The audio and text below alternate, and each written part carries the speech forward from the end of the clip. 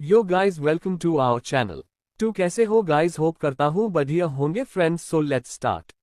Rajawat family का आना। अब आगे वहीं दूसरी तरफ राजावत विला में सब लोग रेडी हो चुके थे, लेकिन अगर कोई नहीं जा रहा था तो वह थे दादाजी और दादी जी, जो हमारे मफिन एंड कप केक की देखभाल के लिए रुकने वाले थे। खैर दादाजी का वैसे भी मन नहीं था वहां जाने का, और दादाजी की वजह से दादी जी भी नहीं जा रही थी, क्योंकि वह दादाजी की हालत को बहुत अच्छे से समझ रही थी। इसलिए दादाजी और दादी जी घर पर रुकने वाले थे।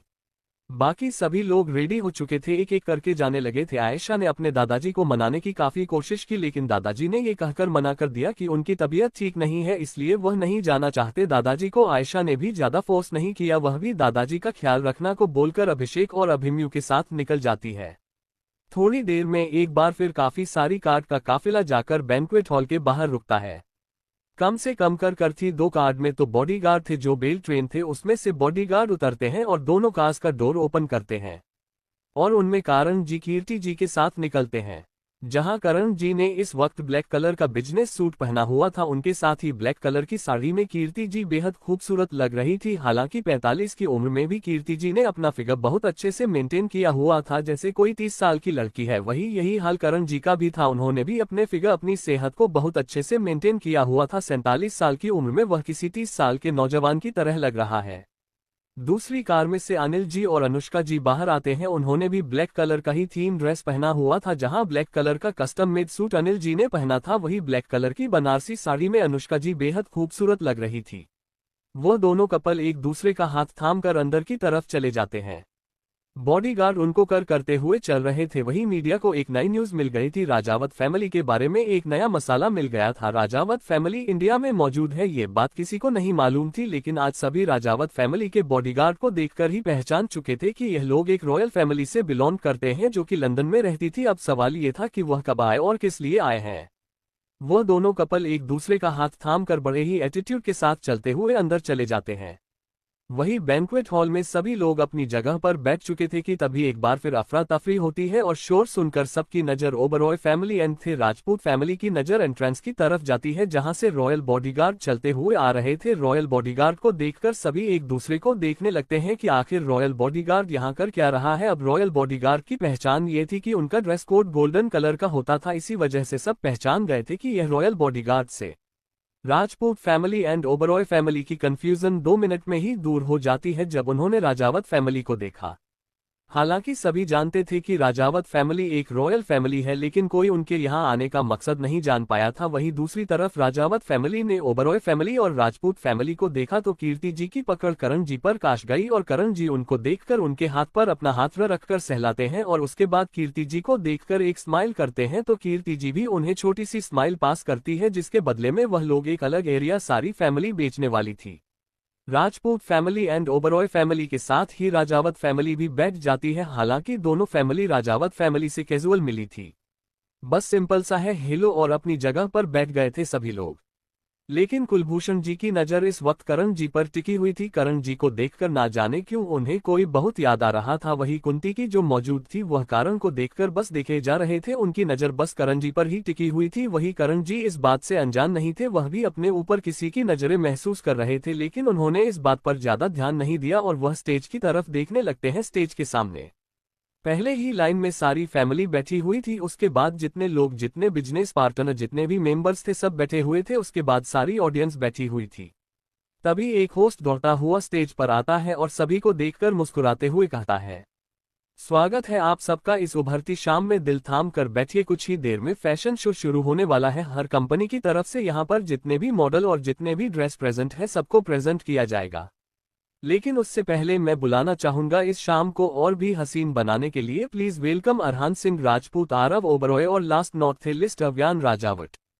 तालिया की गड़गड़ाहट सुनाई देने लगती है कि तभी एंट्री होती है अर्नव की। Arnav Oberoi light purple colour के बिजनेस सूट में वह अपने एटीट्यूड के साथ चलते हुए स्टेज पर आता है, जहां पर उसकी एक सीट थी, वह वहां जाकर बैठ जाता है। उसी के बाद एंट्री होती है हमारे अव्यान की। अव्यान अपनी बॉडीगार्ड के साथ चलते हुए बड़े ही एटीट्यूड के साथ बैंक्वेट हॉल में एंटर करता है और सीढ़ियों से होते हुए अपनी सीट पर जाकर बैठ जाता है। उसके चेहरे पर एक्सप्रेशन बिल्कुल न के बराबर।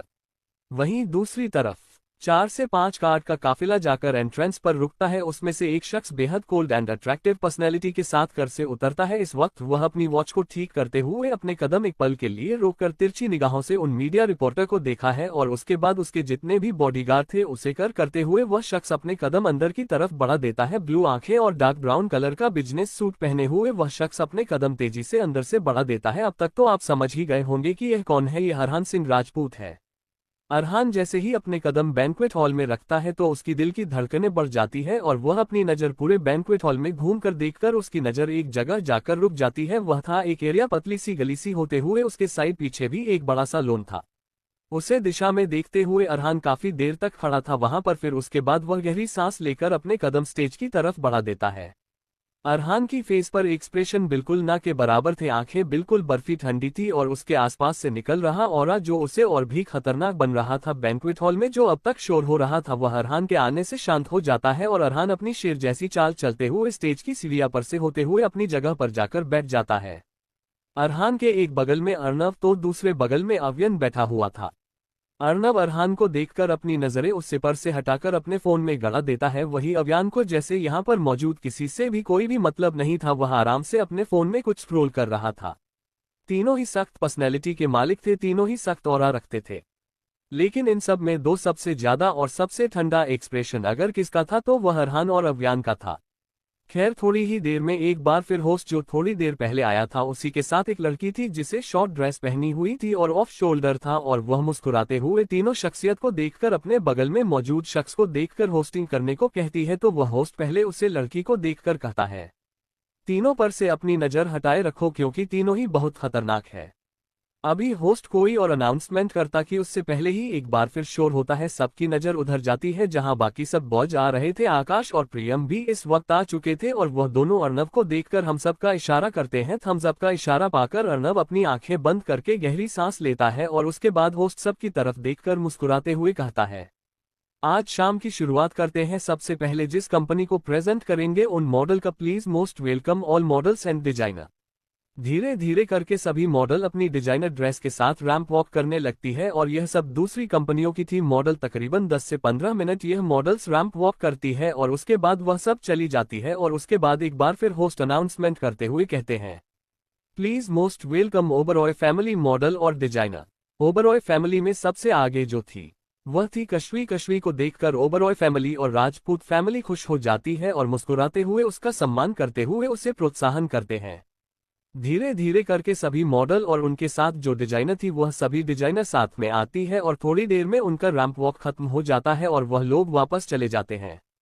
इसके बाद अब बारी थी राजपूत कंपनी के मॉडल की। धीरे धीरे करके वह सभी आगे आता है और अपना रैंप वॉक करके बड़ी अदा के साथ अपने ड्रेस को फ्लेक्स करते हुए चल रही थी और फिर वहां से अपना रैंप वॉक कंप्लीट करके वह भी चले जाते हैं। अब बारी थी ट्रिपल ए कंपनी की। ट्रिपल ए कंपनी की बात सुनकर अरहान जो अपने फोन में लगा हुआ था उसे जरा भी इंटरेस्ट नहीं था ये फैशन शो वगैरह देखने में, लेकिन फिर भी वह यहाँ मौजूद था। लेकिन उसकी नजरें बराबर अपने फोन पर बनी हुई थी। ट्रिपल ए कंपनी का नाम सुनकर उसकी नजरें अचानक होस्ट की तरफ जाती है। होस्ट मुस्कुराते हुए सबको अनाउंस करके बता रहा था कि थोड़ी देर में ट्रिपल ए कंपनी की ओनर और उनके साथ सारी मॉडल भी यहाँ पर रैंप वॉक करेंगे।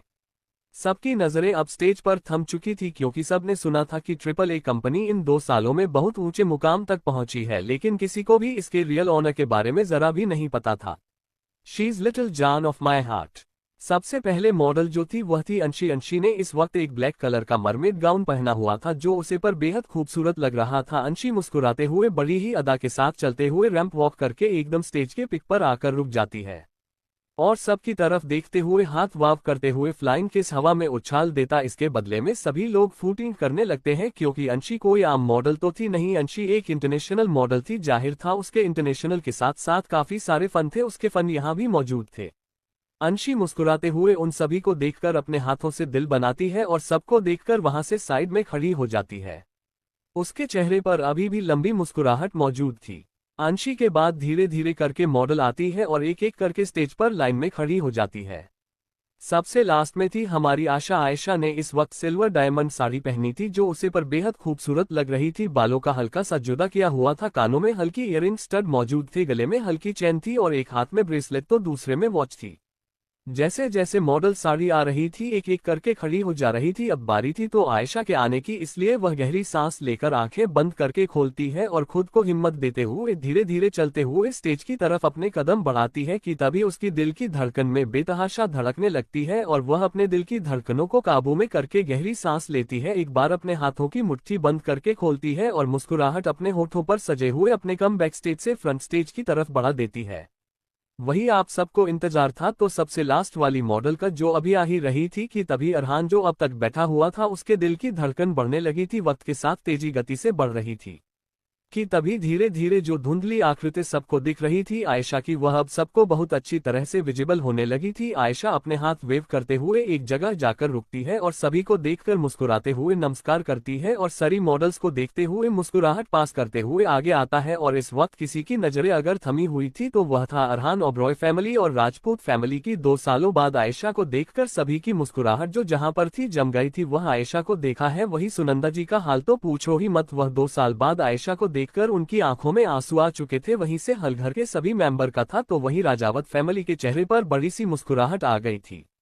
आयशा अपने कदम आगे बढ़ते हुए जैसे जैसे वह स्टेज की छोर तक जा रही थी तभी उसकी नजर मिलती है अव्यान से। उसको देखते ही आयशा के चेहरे पर मुस्कुराहट और बड़ी हो जाती है और वह उसे एक फ्लाइंग किस पास करती है, जिसके बदले में अव्यान मुस्कुराते हुए कैच कर लेता है। अब तक जो एक्सप्रेशन लेस चेहरे के साथ बैठा हुआ था आयशा को देखकर उसका इस तरह का रिएक्शन देखकर अर्नब और अरहान की गुस्से भरी नजरें उसके ऊपर जाकर दिख जाती है। सिर्फ अर्नब और अरहान की नहीं, सबकी ओबरॉय फैमिली के सभी सदस्य के नज़ारे उन पर टिक जाती है।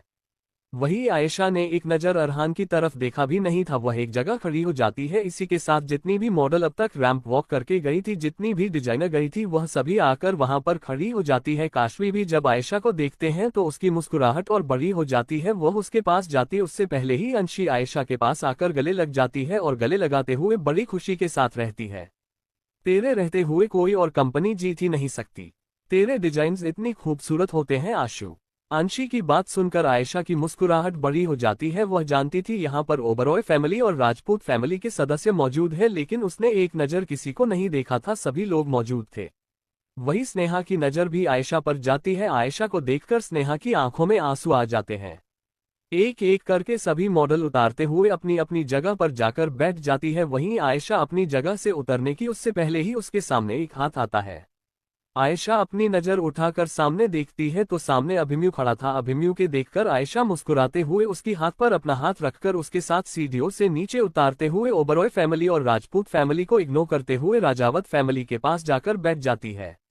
वही अरहान की नजरें मानो जैसे जन्म से गई हो, उसके लिए यह पल, ये लम्हा थमसा गया। उसकी बीवी उसके सामने थी, उसकी जान उसके सामने थी, उसकी बेरी उसके सामने थी, लेकिन वह अपनी बीवी के पास नहीं जा सकता था। वह आयशा को देख रहा था कैसे इन 2 सालों में वह जरा भी नहीं बदली है, उसकी वह मुस्कुराहट बिल्कुल भी नहीं बदली है। वह मुस्कुराते हुए आज भी वैसे ही खूबसूरत लगती है जैसे पहले लगती थी। वह आज भी वैसे ही लग रही थी वैसे पहले लगती थी। उसका चलने का स्टाइल, उसके मुस्कुराने पर उसके गालों में पड़ते वह डिम्पल उसे और भी खूबसूरत बना रहे थे। उसे सिल्वर कलर की डायमंड वर्क साड़ी में बेहद खूबसूरत लग रही थी।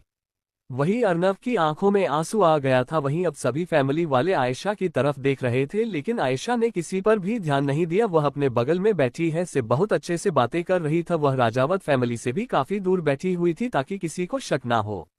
हालांकि अंशी और आयशा में 1 साल का ही डिफरेंट था। अंशी आयशा से 1 साल बड़ी थी और आयशा 1 साल छोटी थी अंशी से, लेकिन इसके बावजूद उन दोनों का फोन बेहद अच्छा था, एक बेस्टी की तरह था। आयशा भी अंशी से हर एक बार शेयर करती थी, हर एक चीज हर बात वह दोनों एक दूसरे से शेयर किया करती थी। वही आरव की नजरें इस वक्त अंशी पर टिकी हुई थी। अंशी को देखकर ना जाने क्यों उसकी दिल की घंटियां बजाने लगी थी। तभी एक बार फिर होस्ट अनाउंसमेंट करने के लिए स्टेज पर आते हैं और माइक लेते हुए सभी की तरफ देखते हुए कहते हैं, please have a attention please. मैं बेस्ट कंपनी को अवार्ड देने के लिए बुलाना चाहूंगा अरहान सिंह राजपूत को, जो यहाँ पर मौजूद कंपनी को अवार्ड देंगे। अरहान गहरी सांस लेकर अपने इमोशंस को कंट्रोल करके अपनी जगह से उठता है और आकर होस्ट के बगल में खड़ा हो जाता है। हालांकि होस्ट डर रहा था अरहान को अपने बगल में देखकर, लेकिन फिर भी वह अनाउंसमेंट करते हुए एक कंपनी का नाम अनाउंस करता है जो कि शर्मा कंपनी थी। वह कंपनी आती है, अरहान उनको अवार्ड देता है और उसके बाद अरहान एक और कंपनी को अवार्ड देकर चेक देकर अपनी जगह पर वापस बैठ जाता है। हालांकि उसका इन सभी चीजों का मन बिल्कुल भी नहीं था, लेकिन फिर भी वह कर रहा था। उसकी नजरें तो इस वक्त सिर्फ आयशा पर टिकी हुई थी और आयशा किसी की तरफ देख ही नहीं रही थी। इसी तरह एक बार फिर अर्नव को बुलाकर जो सेकंड पोजीशन पर कंपनी आई थी उनको अवार्ड देने को कहा जाता है और उन्हें लेकर अपनी जगह बैठ जाता है। अंबारी थी नंबर 1 की। होस्ट सबकी तरफ देखते हुए अपनी मजाकिया आवाज में कहता है, अब बारी है नंबर 1 कंपनी की, जिसको नंबर 1 बिजनेस का अवार्ड मिलेगा और बेस्ट डिजाइनर का अवार्ड मिलेगा। मैं बुलाना चाहूंगा अव्यान राजावत को, वह आकर यहां पर नंबर 1 कंपनी एंड डिजाइनर को अवार्ड दे। अव्यान अपना को ठीक करते हुए अपनी जगह से उठकर स्टेज पर आता है और मुस्कुराते हुए सभी की तरफ देखकर फिर एक नजर अपने हाथ में मौजूद उसे कार्ड को देखा है जिस पर नंबर 1 कंपनी और नंबर 1 डिजाइनर का नाम लिखा हुआ था। वह उसे नाम को देखकर मुस्कुराते हुए कार्ड को हाथ में फोल्ड करते हुए वापस रखता है और सभी की तरफ देखते हुए और होस्ट की तरफ देखकर कहता है, अगर आपको कोई प्रॉब्लम ना हो तो क्या मैं नाम अनाउंस करने के लिए अपने फादर को यहाँ पर बुला सकता हूँ। अव्यान की बात सुनकर होस्ट हाँ कह देता है। आखिर कौन ही मना करना चाहेगा रॉयल फैमिली से जो था अव्यान। अव्यान अपने फादर यानी कि करण जी की तरफ देखते हुए कहता है, डैड प्लीज कम। करण जी अपनी जगह से खड़े होकर स्टेज पर आते हैं और अव्यान को देखकर मुस्कुराते हैं। अव्यान उनकी तरफ कार्ड बढ़ा देता है और माइक भी करण जी कार्ड को एक नजर देखकर खोलकर पते नहीं है और माइक लेकर सबकी तरफ मुस्कुराते हैं और फिर एक नजर उसे दिशा में देखते हैं जहां पर उनकी फैमिली के साथ साथ थोड़ी दूर पर आयशा भी बैठी हुई थी। ऐसा भी उनकी तरफ देखकर मुस्कुरा रही थी। ये देखकर करण जी कहते हैं, माई मोस्ट फेवरेट। इतना कहकर करण जी मुस्कुराकर सबको देखकर उसे दिशा में देखते हैं जहां पर इस वक्त आयशा मुस्कुराते हुए उन्हें देख रही थी और करण जी उसे दिशा में देखते हुए एक बार फिर कहते हैं, शी इज लिटिल जान of my heart, my whole world my princess. Ayesha जानती थी कि करण जी उसका ही नाम अनाउंस करने वाले हैं, इसलिए वह अपनी जगह से खड़ी होकर मुस्कुराते हुए अपने कदम स्टेज की तरफ बढ़ने लगती है। स्टेज की तरफ पहुंचती कि उससे पहले अव्यान मुस्कुराते दौड़कर नीचे आता है और आयशा का हाथ थामकर उसे अपने साथ ऊपर ले चलने लगता है। आयशा भी उसकी इस हरकत पर मुस्कुराती है और उसके हाथ में अपना हाथ रखकर अपने कदम स्टेज की ऊपर की तरफ बढ़ा देती है और आगे जाकर करण जी के पास जाकर खड़ी हो जाती है और इसी के साथ उसे best designer and best business women of the year का अवार्ड मिलता है।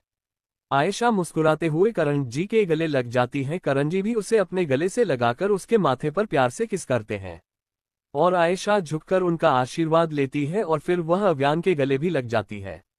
वार्ड रिसीव करती है। करण जी उसकी तरफ माइक बढ़ा देते हैं तो आयशा अपने हाथ में माइक पकड़ लेती है और सबकी तरफ देखते हुए अपनी प्यारी सी आवाज में रहती है, थैंक यू सो मच मेरी डिजाइन्स इतना पसंद करने के लिए। और यह बहुत सौभाग्य की बात है कि मुझे अपने पिता से business women of the year and best designer का अवार्ड मिला है। ये हर बेटी के लिए बहुत किस्मत की बात होती है कि उसका पिता है उसे यह अवार्ड है। ओन्स अगेन शुक्रिया आप सबका। ऐसा कहकर वह अव्यान का हाथ थाम कर स्टेज से नीचे उतर जाती है। वहीं हर कोई शौक राजपूत और ओबरॉय फैमिली आयशा का करण जी को अपना पिता कहना न जाने क्यों सुनंदा की और शैलेश जी के दिल को चोट पहुंच गया। आयशा स्टेज से नीचे उतर कर जा ही रही थी कि तभी ओबरॉय फैमिली आगे आए। उससे पहले ही आयशा उन्हें कट करके उनके बगल से होते हुए राजावत फैमिली के पास जाकर कीर्ति जी के आशीर्वाद लेती है, अनिल जी और अनुष्का जी का भी आशीर्वाद लेती है। उसके बाद उसकी नजर अपने दादाजी यानी कुलभूषण जी और राम आचार्य जी की तरफ जाती है। आयशा मुस्कुराते हुए उनकी तरफ बढ़कर आशीर्वाद ले लेती है। दादाजी भी खुशी के साथ उसे आशीर्वाद दे देते हैं और वह बाकी किसी से नहीं मिलती। सबने बहुत कोशिश की थी उससे बात करने की, लेकिन आयशा ने सभी को इग्नोर कर दिया था। आयशा अभी सबसे हंसते मुस्कुराते हुए बात कर ही रही थी कि वही स्टेज पर अरहान की नजरें आयशा पर बराबर जमीन हुई थी और वह आयशा से बात करना चाहता था, लेकिन उससे पहले ही आयशा अभिमन्यु और अभिषेक के साथ वहां से जा चुकी थी। इसी के साथ धीरे धीरे फंक्शन खत्म होने लगा था और सभी लोग अपने घर की तरफ चले जाते हैं। किसी को भी अंदाजा नहीं था कि आज उन्हें आयशा मिलेगी यहाँ पर, लेकिन मिली तो मिली, लेकिन उसने किसी से बात ही नहीं की और ना ही ज्यादा किसी की तरफ देखा। लेकिन सबको एक बात बहुत ज्यादा खल रही थी, वह बात यह थी कि करण जी का आयशा को प्रिंसेस जान ऑफ माय हार्ट कहना बहुत चुप गया था। करण जी और अनिल जी का करारा जवाब शैलेश जी को। अब आगे आयशा इस वक्त राजावत फैमिली के साथ मौजूद थी। वह फौरन वहां से निकल जाती है। उसको एक कॉल आया हुआ तो उसके साथ अभिमन्यु और अभिषेक भी निकल जाते हैं। उनके पीछे रह जाती है तो फैमिली मेंबर्स जो ओबरॉय फैमिली थी, राजपूत फैमिली थी, राजावत फैमिली अपने कदम आगे बढ़ती कि उससे पहले ही ओबरॉय फैमिली की फीमेल हेड यानी कि कुंती जी राजावत फैमिली के सामने आकर कहती हैं, आप लोग आयशा को कैसे जानते हैं। करण जी कुंती जी को देखकर गहरी सांस लेते हैं और अपनी हाथों की मुट्ठी कस के बंद कर लेते हैं और वही कीर्ति जी करण जी की हालत देखकर उनके मुट्ठी बांधे हुए हाथ पर धीरे से सहलाती है और मुस्कुराते हुए उनकी तरफ देखते हैं तो करण जी उनकी तरफ देखकर मुस्कुराते हैं और फिर कुंती जी की तरफ बिना देखे ही कहते हैं, भला एक बाप अपनी बेटी को कैसे नहीं जानेगा।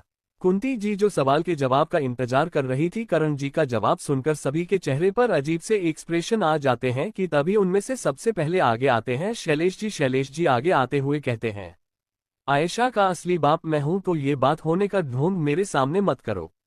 शैलेश जी की बात सुनकर करण जी के होठों पर एक अजीब सी स्माइल उभरती है और वह शैलेश जी को देखते हैं जो बिल्कुल उनकी तरह ही दिख रहे थे, लेकिन कुछ डिफरेंट था तो उनके थोड़े भाव में और थोड़े चेहरे के नक्शे में और थोड़ा बहुत आंखों के रंग में। जहां आयशा की आंखें काली गहरी थी वहीं शैलेश जी की कत्थई थी, तो करण जी की काली गहरी आंखें थी। करण जी के चेहरे पर एक डेविल मुस्कुराहट आ जाती है और वह शैलेश जी को ऊपर से नीचे देखते हुए थोड़े मजाकिया अंदाज में रहते हैं।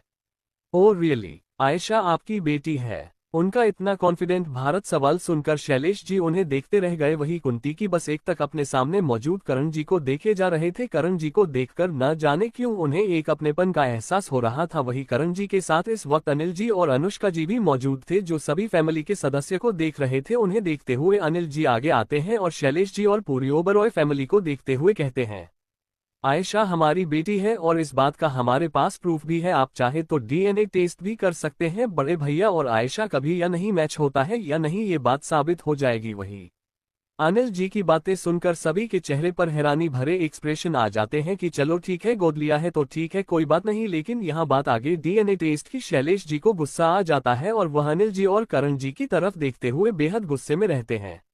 आयशा मेरी बेटी है, मेरी और सुनंदा की बेटी है। सुनंदा ने उसे जन्म दिया है और इससे बड़ा सबूत और क्या होगा कि वह हमारी बेटी है। शैलेश जी की बात सुनकर अनिल जी के चेहरे पर मजाकिया मुस्कान आ जाती है और वह सभी की तरफ देखते हैं और फिर शैलेश जी की बातों का जवाब देते हुए कहते हैं, श्री शैलेश ओबरॉय, जन्म देने से कुछ नहीं होता। जन्म देने के बाद बच्चों को पाल पोस कर बड़ा किया जाता है, न कि उन्हें तिरस्कार कर अलग कर दिया जाता है। शैलेश जी जो अभी तक कॉन्फिडेंस से जवाब दे रहे थे, गुस्से में जवाब दे रहे थे, अब उनका गुस्सा और उनका कॉन्फिडेंट कहीं गायब हो जाता है। उनका सर झुक जाता है। सही तो क्या रहे थे, क्या गलत कहा उन्होंने? पैदा करने से कुछ नहीं होता, ठीक है पैदा किया अच्छी बात है, लेकिन पाल पोस कर बात भी करना बहुत बड़ी चीज होती है। शैलेश जी का झुका हुआ सर देखकर करण जी मुस्कुराते हुए उनको देखते हुए कहते हैं, क्या बात है? शैलेश ओबरॉय का सर झुक गया। बड़ी कमाल की बात हुई। सिर्फ शैलेश ओबरॉय का ही नहीं, यहाँ पर मौजूद हर एक शख्स का सर झुक गया है। कमाल की बात है। अभी तो बड़ा सीना तान के कह रहे थे आपकी आयशा मेरी और सुनंदा की बेटी है, सुनंदा ने उसे जन्म दिया है। जन्म देने से कुछ नहीं होता, जन्म देने से बड़ा पालने वाला होता है। आयशा को पाला है मेरी कृति ने, उसे एक माँ का प्यार दिया है, एक माँ का आंचल दिया है। मैंने एक बाप की तरह उसे संभाला है, न कि तुम्हारी तरह जो 3-4 साल की बच्ची पर तरस न खाकर उसे हॉस्टल में डाल दो और यह भी देखने तक ना हो कि वह जी रही है या मार रही है, वह कैसे सरवाइव कर रही है, ये चीज तक देखने नहीं आया कोई। और आज यहाँ पर बात हो रही है कि वह मेरी बेटी है। उद्धरण चिन्ह विस्मयादिबोधक चिन्ह। आखिरी बात कहते हुए शैलेश जी की तरफ देखते हुए करण जी बेहद गुस्से में आ गए थे। वह पूरे परिवार की तरफ देखते हुए बेहद नफरत के साथ रहते हैं। आयशा को भले जन्म मेरी कृति ने न दिया हो, लेकिन वह उसकी सगी माँ से बढ़कर प्यार करती है और आयशा मेरी बेटी है। ये बात मैं तुम्हें मेडिकल भी प्रूव कर सकता हूँ। किसी भी डॉक्टर को बुलाओ, मेरा और आशा का डीएनए टेस्ट करो, ना मैच हो तो बोलना 100% में से 100% मैच होगा। मैं ये तुम्हें लिख कर देता हूँ, तब बात करना कि आयशा मेरी बेटी है कि नहीं। ऐसा कहकर करण जी वहां से कीर्ति जी का हाथ थाम कर चले जाते हैं। उन्हीं के पीछे अनुष्का और अनिल जी भी चले जाते हैं। वहां खड़ी रह जाती है तो सिर्फ और सिर्फ राजपूत फैमिली और ओबरॉय फैमिली में सभी के सर झुके हुए थे। शैलेश जी जो काफी देर से सीना तान की बात कर रहे थे, जब उन्होंने करण जी की बात सुनी तो उन सभी का सर झुक गया था। करण जी और अनिल जी ने बराबर से बहुत अच्छे से उनका जवाब दिया था, लेकिन घर वालों के दिल में एक और बात बहुत अच्छे से घर कर गई थी कि आखिर किस बेस पर करण जी ने ये कहा कि आयशा उनकी बेटी है। उनका और आयशा का डीएनए मैच कराया जाए तो 100% में से 100% मैच होगा, चाहे वह किसी भी डॉक्टर को बुलाकर करवा ले, चाहे वह ओबरॉय फैमिली का हो, चाहे वह राजपूत फैमिली का डॉक्टर। किसी से भी डीएनए टेस्ट करवा ले, रिजल्ट वही आएगा जो उन्होंने बताया है। कुंती की जो वही खामोश खड़ी थी, करण जी की बात सुनकर उनके मन में गहरी शंका पैदा हो गई। वह कुलभूषण जी की तरफ देखती है तो कुलभूषण की खामोशी से सबकी तरफ देख रहे थे। सबका झुका हुआ सर देखकर उनके चेहरे पर डेविल मुस्कुराहट आ जाती है और वह सभी को देखते हुए बेहद तंजीर अंदाज में रहते हैं।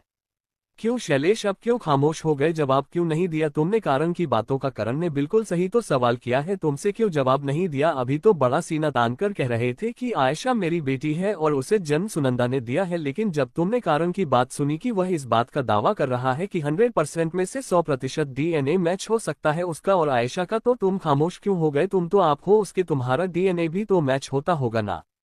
शैलेश जी को अपने पिताजी की बात सुनकर शर्मिंदगी महसूस हो रही थी। वह जानते थे इससे पहले भी कभी भी आयशा को जरूरत पड़ी थी ब्लड की। एक दफा जब उसके साथ छोटा सा एक्सीडेंट हुआ था तब उसे ब्लड की जरूरत पड़ी थी, तो शैलेश जी ने रिपोर्ट में देखा था उनका और आयशा का 50% DNA मैच होता था। हालांकि वह उसके सके फादर थे, लेकिन उसके बावजूद उनका 50% दाना मैच होता था आयशा से। लेकिन यहाँ तो कारण जी ने 100% की बात कही है। 100% की बात कोई आम बात नहीं होती। जनवरी बात की जाए तो खासतौर से ऐसा नहीं होता। 100% बहुत कम लोगों का मैच होता है अपनी फैमिली मेंबर से DNA। और करण जी का इतनी कॉन्फिडेंट के साथ यह बात कहना न जाने क्यों शैलेश जी को ये सोचने पर मजबूर कर रहा था कि क्या आखिर उन्होंने जो कहा वह सच है। शैलेश जी को खामोश देखकर, बाकी परिवारों को खामोश देखकर कुलभूषण जी सभी की तरफ देखकर मुस्कुराते हैं और मुस्कुराते हुए कहते हैं, क्या बात है सुनंदा, अब तुम कुछ नहीं बोलोगी? अरे बोलोगी भी कैसे, कोई दूसरा शब्द? तुम्हारी बेटी को प्यार कर रहा है तो तुमसे देखा नहीं जा रहा है, अपनी सगी औलाद से बढ़कर मार रहा है तो तुम लोगों से देखा नहीं जा रहा, लेकिन बात जताने की आई तो तुम लोगों ने जाता ही दिया, बात ही दिया तुम लोगों ने कि आखिर तुम लोग उसके माता पिता हो, लेकिन सिर्फ और सिर्फ नाम के।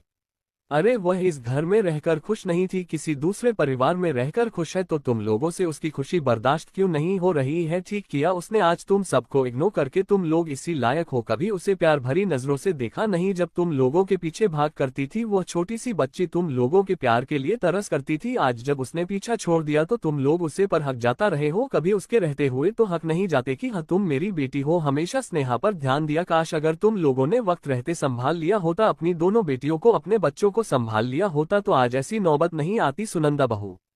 दादाजी इस वक्त बेहद गुस्से में थे, लेकिन जो भी वह कह रहे थे बिल्कुल हकीकत बात थी, वह बिल्कुल सच था। दादाजी के मुंह से एक बार फिर स्नेहा ये सब सुनकर उसकी आंखों में आंसू भर जाते हैं और वह विराज का हाथ कस के पकड़ लेती है। विराज उसे देखकर संभलता है और संभालते हुए दादाजी की तरफ देखा है। आखिर सच ही तो कहा था दादाजी, हमेशा आयशा उनके पीछे भाग करती थी, भाइयों के पीछे भाग करती थी अपने की, कम से कम उसके भाई तो उसके ऊपर ध्यान दे, उसे प्यार करे, लेकिन कभी उन्होंने ध्यान नहीं दिया, कभी नहीं। विराज ने हमेशा नफरत के साथ आयशा को देखा था। क्यों? क्योंकि उसकी माँ का एक्सीडेंट हो गया था और उसे एक्सीडेंट का जिम्मेदार वह आयशा को मानता था। और यह बात जब से क्लियर हुई तब से विराज के दिल में बहुत ज्यादा गिल्ट था, इस गिल्ट में दब रहा था। लेकिन कहते हैं ना पछताने से क्या फायदा, जब कुछ चिड़िया चुग गई खेत, वही वाली कहावत ओबरॉय फैमिली पर बैठी है। हालांकि पछतावा तो राजपूत फैमिली को भी था, लेकिन राजपूत फैमिली के कुछ मेंबर ऐसे थे जिन्हें आयशा बेहद पसंद थी, लेकिन जो भी हादसे उनके सामने हुए, जिस तरह से पेश किए गए थे, उन सभी को मानकर सच वह लोग आयशा को गुनहगार मान बैठे। कभी किसी ने इस चीज की तह तक जाने की कोशिश नहीं की। वही अर्नव भी अपनी आंखों में आंसू लिए हुए सबको देख रहा था। वह अपने कदम फौरन बाहर की तरफ बढ़ा देता है, उसके पीछे ही एक एक करके सभी फैमिली मेंबर निकलने लगते हैं। दादरी तो सबसे पहले ही चले गए थे, लेकिन यहाँ पर राजपूत फैमिली के दादाजी नहीं आए थे, उनकी थोड़ी तबीयत खराब थी, वह बीच में ही चले गए थे। उन्होंने आयशा को नहीं देखा था, न ही उनका सामना हुआ था। दादाजी आयशा को बहुत मानते थे, राजपूत फैमिली के दादाजी। शोभत दादाजी का आदेश। विराज ने हमेशा नफरत के साथ आयशा को देखा था। क्यों? क्योंकि उसकी मां का एक्सीडेंट हो गया था और उसे एक्सीडेंट का जिम्मेदार वह आयशा को मानता था। और यह बात जब से क्लियर हुई तब से विराज के दिल में बहुत ज्यादा गिल्ट था, इस गिल्ट में दब रहा था। लेकिन कहते हैं ना पछताने से क्या फायदा, जब कुछ चिड़िया चुग गई खेत, वही वाली कहावत ओबरॉय फैमिली पर बैठी है। हालांकि पछतावा तो राजपूत फैमिली को भी था, लेकिन राजपूत फैमिली के कुछ मेंबर ऐसे थे जिन्हें आयशा बेहद पसंद थी, लेकिन जो भी हादसे उनके सामने हुए, जिस तरह से पेश किए गए थे, उन सभी को मानकर सच वह लोग आयशा को गुनहगार मान बैठे। कभी किसी ने इस चीज की तह तक जाने की कोशिश नहीं की।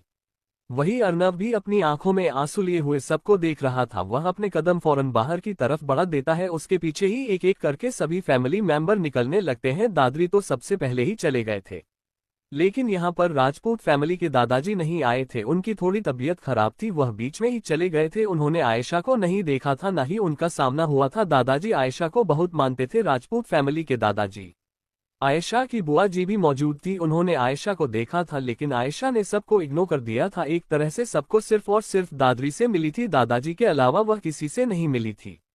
वहीं दूसरी तरफ किसी का हाल अगर हद से ज्यादा बुरा था वह था अरहान। अपने सामने अपने प्यार को देखकर वह भी 2 साल बाद वह गले नहीं लग पाया। कितना बेबस महसूस कर रहा था वह खुद को। इस वक्त बहुत ज्यादा उदास था। वह दौड़ते हुए फॉरेन बैंक्वेट हॉल से बाहर आता है तो इस वक्त चारों तरफ सन्नाटा था। मीडिया भी वहां से जा चुकी थी। वहां पर अगर था तो सिर्फ और सिर्फ सबकी कास खड़ी थी वहां पर और कुछ बॉडीगार्ड खड़े हुए थे। अरहान भागते हुए वहां आता कि उससे पहले ही आयशा उसकी कर उसे जाते हुए देखा। उसने आयशा की कर को जाते हुए देखकर वो फौरन अपनी गाड़ी की तरफ भागकर जाता है और अपनी गाड़ी की डोर ओपन करके उसमें बैठकर तेजी के साथ आयशा की कर का पीछा करने लगता है।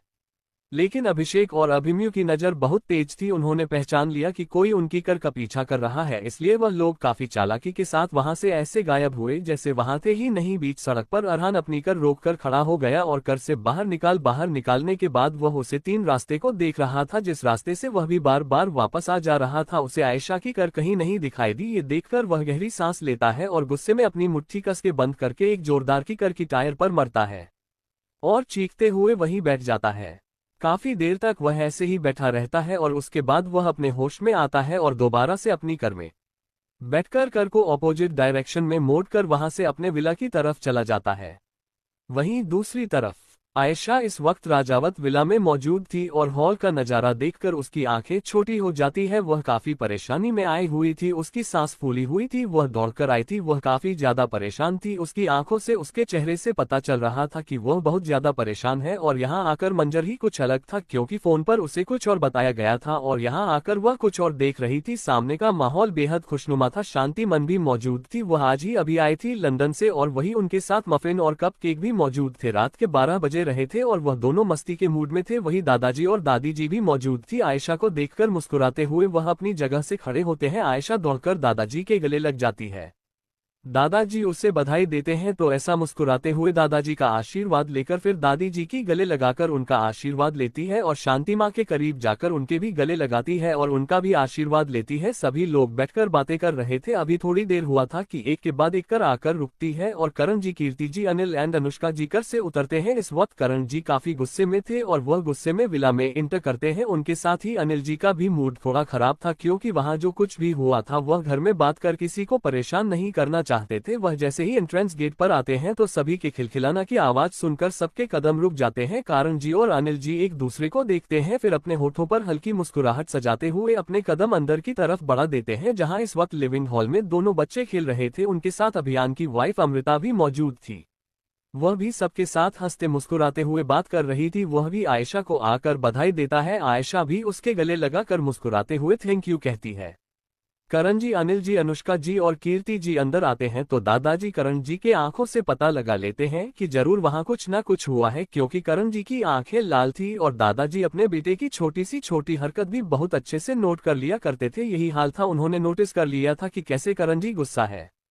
खैर धीरे धीरे सभी लोग अपने रूम की तरफ जाने लगते हैं क्योंकि दोनों बच्चे भी खेलते खेलते थक चुके थे और सो गए थे। ऐसे उन्हें लेकर अपने रूम की तरफ चली जाती है। उसी के साथ शांति मन भी चली जाती है। शांति माँ और आयशा एक ही रूम में रहते थे क्योंकि रात के वक्त बच्चे अक्सर परेशान किया करते थे, इस वजह से शांति मन हमेशा आयशा के साथ रुकती है।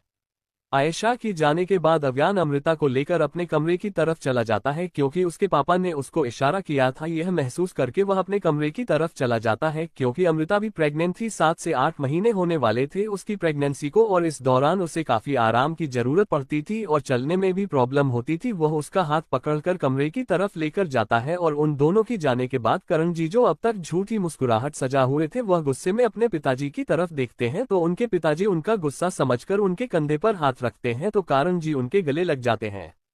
वही शोभित जी भी अपने बेटे को अपने गले से लगा लेते हैं और उनके कंधे को सहलाते हुए उन्हें शांत करने लगते हैं। वही करण जी थोड़ी देर बाद अपने पिताजी से अलग होते हैं तो पूरी बात अपने पिताजी को बताते हैं। पूरी बात जानने के बाद दादाजी बेहद गुस्से में आ जाते हैं और वह सबकी तरफ देखते हुए अपना आदेश सुनाते हुए कहते हैं, वक्त आ गया है सबको सच से रूबरू कराया जाए और 2 दिन बाद ही पार्टी का ऐलान करो कि राजावत फैमिली इंडिया में आ चुकी है और राजावत फैमिली की तरफ से हर एक बिजनेसमैन को पार्टी तो ओबरॉय फैमिली और राजपूत फैमिली को पार्टी भी देना ताकि वह यहाँ आए और देखे कि शोभित राजावत वापस आ चुका है। ऐसा कहकर वह अपनी बीवी अनुप्रिया जी के साथ अपने रूम की तरफ चले जाते हैं। वही करण जी और अनिल जी एक दूसरे को देखकर अपने पिताजी की बात मानते हैं और फिर अपने रूम की तरफ चले जाते हैं क्योंकि कल ही सारी चीज बहुत अच्छे से करनी थी और सभी बिजनेसमैन को इनविटेशन देना था, एक ही दिन का वक्त था, काफी सारी चीज बहुत अच्छे से करनी थी, सारा इंतजाम उन्हें बढ़िया से बढ़िया करना था। आज के लिए इतना ही, मिलते हैं नेक्स्ट पार्ट में। Thanks for watching my friends, next episode come soon, take care of your health and review जरूर दीजिएगा। Bye guys.